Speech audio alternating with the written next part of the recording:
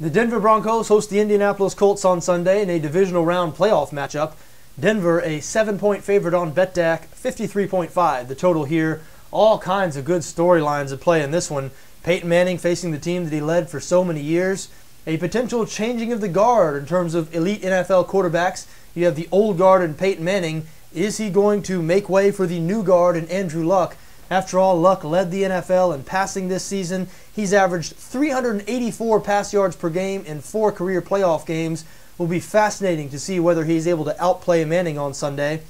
Now, the last time these teams met, way back in Week 1, the Broncos won 31-24, but that game illustrates why it's dangerous to give this Indianapolis team as many as 7 points.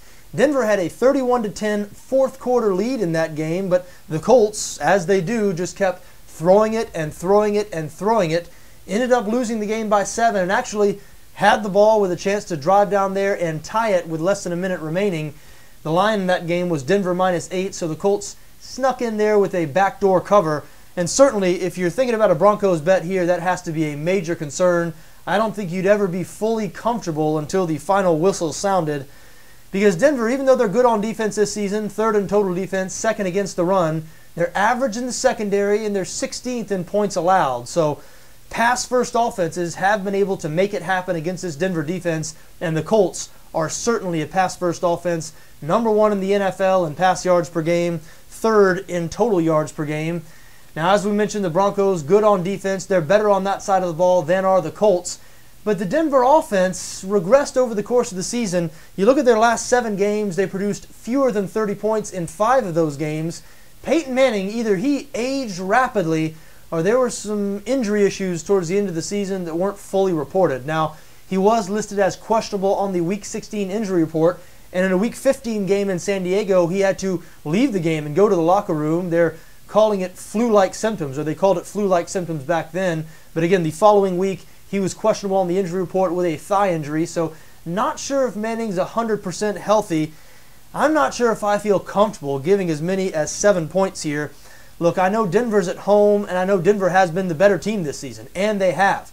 We talked about how the Denver offense has regressed a little bit towards the end of the year. Well, the Indianapolis offense regressed a little bit towards the end of the season as well. As a matter of fact, the Colts produced 30 points or more just once in their final 8 games. So we see a total here like 53.5.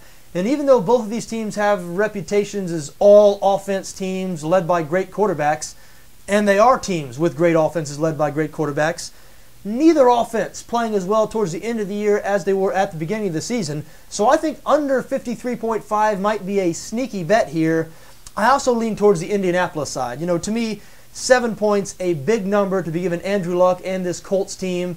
Maybe I'm influenced by that Week 1 game. I was betting on Denver -8 in that game. Saw the Broncos race out to a 31-10 fourth quarter lead. Thought it was over. Then I saw Andrew Luck come back, just throw, and throw some more. Lead the Colts right back into the game. Same type of thing could happen here this week. Or we could see we could see it play out a different way, where the Colts race out to a big first half lead. I think that's a definite possibility here as well. And I think the Colts, a live underdog here, they could win this game outright. So an Indianapolis money line bet, not a terrible idea. I think an upset is a possibility in this one.